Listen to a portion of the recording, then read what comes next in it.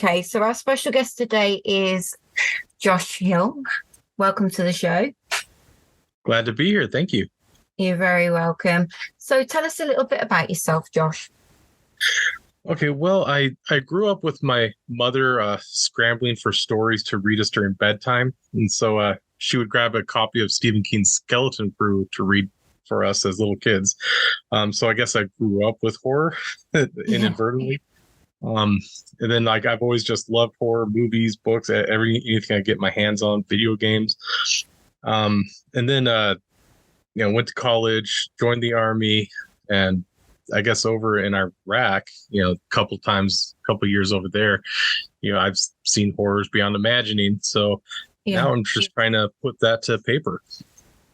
Maybe try to understand it myself a little better and maybe help others try to understand.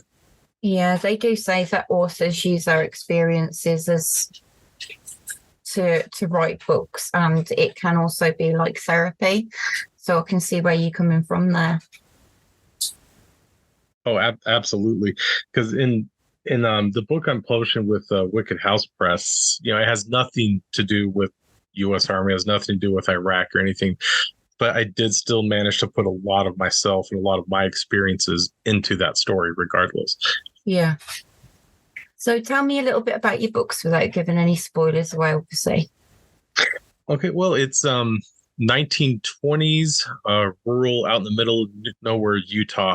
It's all about Prohibition era black magic, evil cults, and romance. Lovely. And how do you find all that going together?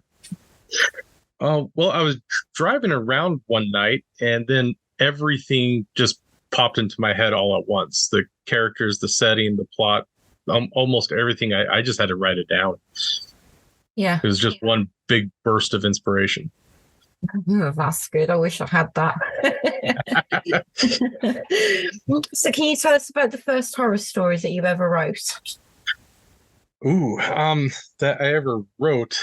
Well, I was attending Southern Virginia University, and my writing professor was Orson Scott Card, the author of Ender's Game.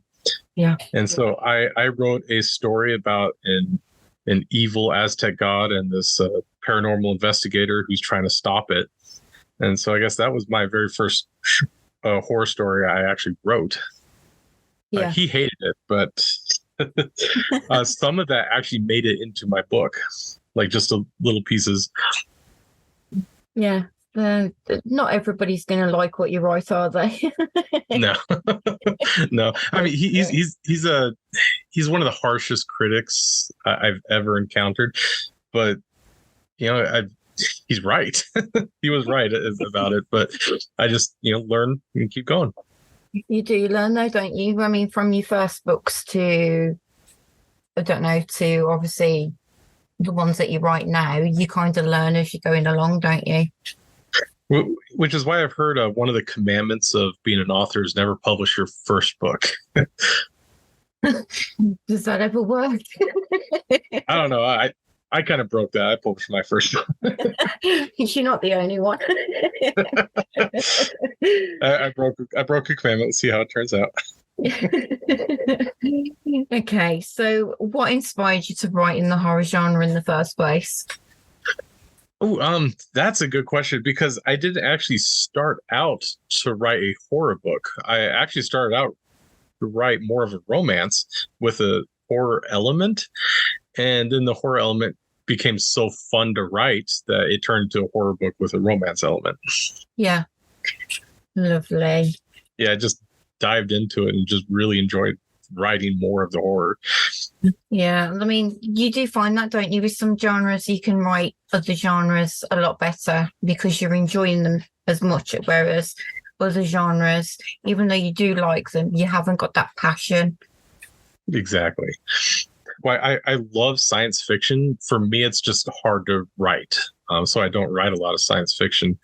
And also, on the other foot, I don't read a lot of fantasy, but I have so much fun writing. It's odd. So what's the most challenging aspect of writing for you? For me is keeping all the tiny details correct.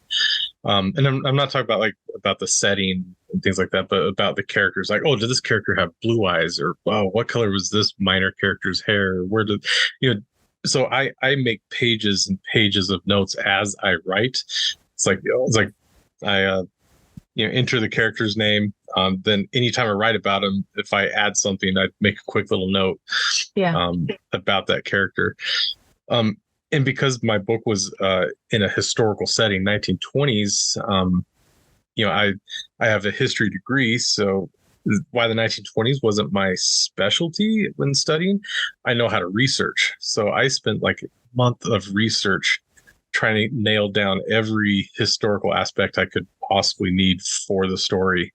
Yeah. And because I know my mind is super scattered and I can't keep details in my mind, I just wrote down everything.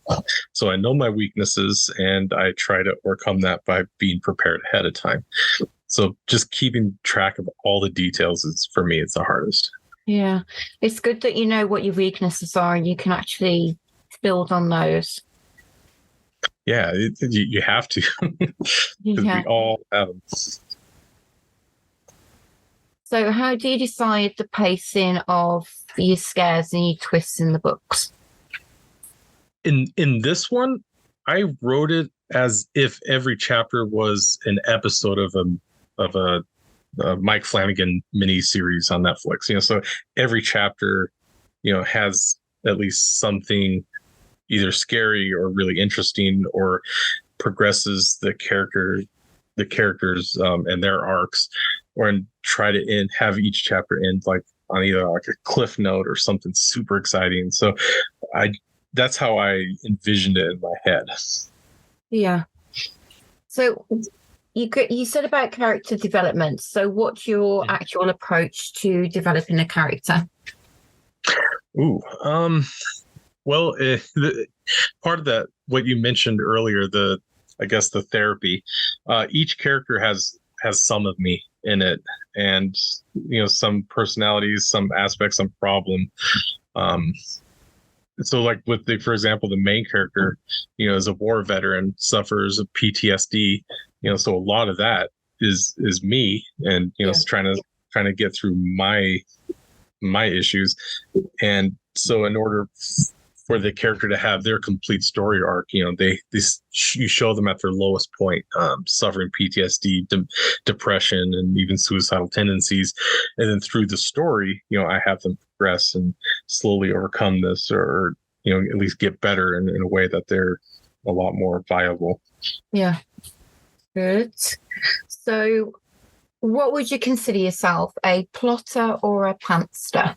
I love this question. When I first started, I thought I was going to be a complete plotter.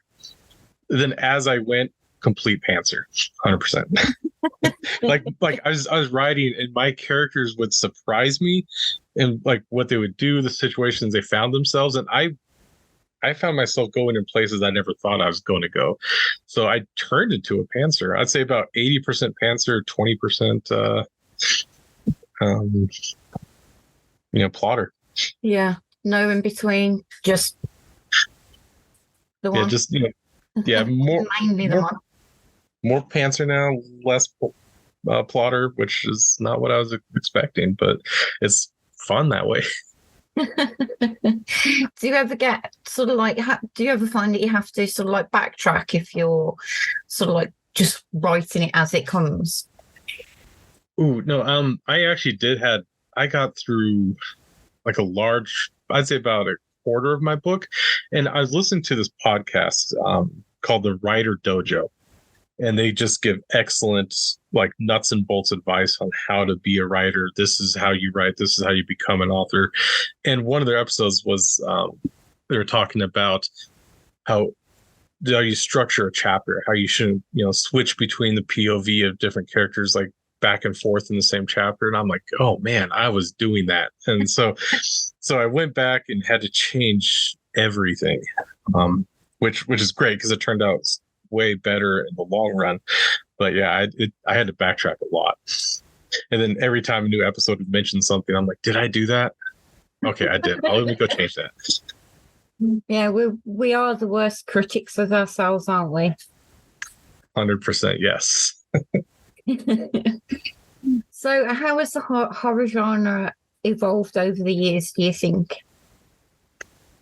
I think it's improved because I've spent like every October, me and my wife just spend every available moment watching horror movies, and so we sometimes we go back and watch the old classics or like the slashers from the 1980s and things. So you see like this a lot of the tropes used very ham-fisted. I think nowadays there's a lot more subtlety, a lot more openness, and a wider range of how they use the classic horror tropes. People learn, people want something new, and modern day authors are really willing to give it to them. Like Yeah. I've been reading a lot of horror books, a lot more than usual lately. Because if you're a horror author, you need to read your genre. And every book I've read has been surprising in some way. So, have you ever written anything that you think that you may have gone too far in? That's a really good question.